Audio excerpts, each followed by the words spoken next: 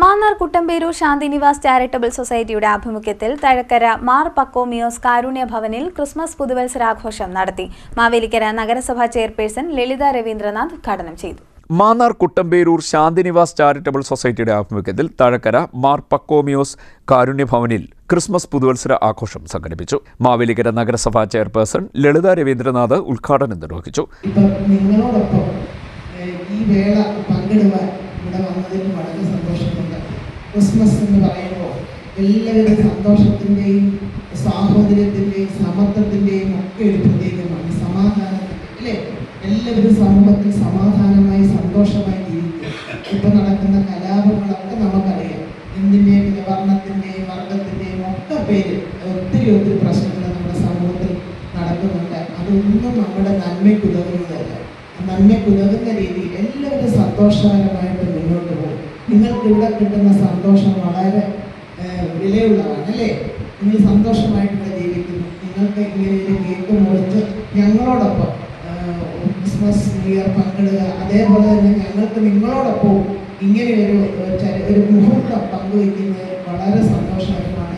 ഈ നിമിഷത്തിൽ ഞങ്ങൾ ജഗദീശ്വരനോട് പ്രാർത്ഥിച്ചുകൊണ്ട് നിങ്ങൾക്കൊക്കെ നല്ലൊരു പുതുവർഷം 2025 ഉണ്ടായ ചില ദുരനുഭവങ്ങളൊക്കെ മാറി 2026 ഒരു നല്ല ചരിത്ര മുഹൂർത്തങ്ങൾക്ക് നേതൃത്വം കൊടുക്കുവാൻ ജഗദീശ്വരൻ അനുഗ്രഹിക്കട്ടെ. സൊസൈറ്റി കൺവീനർ സതീഷ് ശാന്തിനിവാസ് അധ്യക്ഷനായി. Karunyabhavan assistant director father Sanju Christmas പുതുവത്സര സന്ദേശം നൽകി. എല്ലാവർക്കും ഉണ്ടാകുന്ന സമാധാനമാണ് ദൈവത്തിൻ്റെ ജനനം. നമുക്കറിയാം, ഇന്ന് ഈ ഇന്ത്യ മഹാരാജ്യത്ത് പല വിധമായ പ്രയാസങ്ങളും മതപരമായ പല സംഘർഷങ്ങളും ഒക്കെ നേരിടും.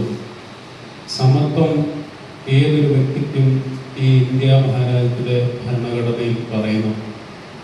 ലോകത്ത് സന്തോഷം നിറയുന്നതാണ് ദൈവത്തിൻ്റെ ജനനം. അത് നമ്മളെല്ലാവരും ഒരുമിച്ച് ആഘോഷിക്കുന്നത്.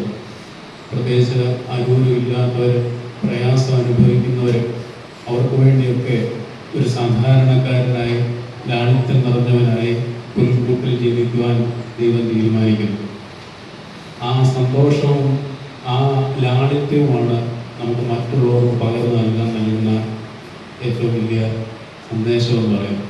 അന്തേവാസികൾക്കുള്ള സൗജന്യ മരുന്ന് വസ്ത്ര വിതരണം വാർഡ് കൗൺസിലർ പ്രസന്ന നിർവഹിച്ചു.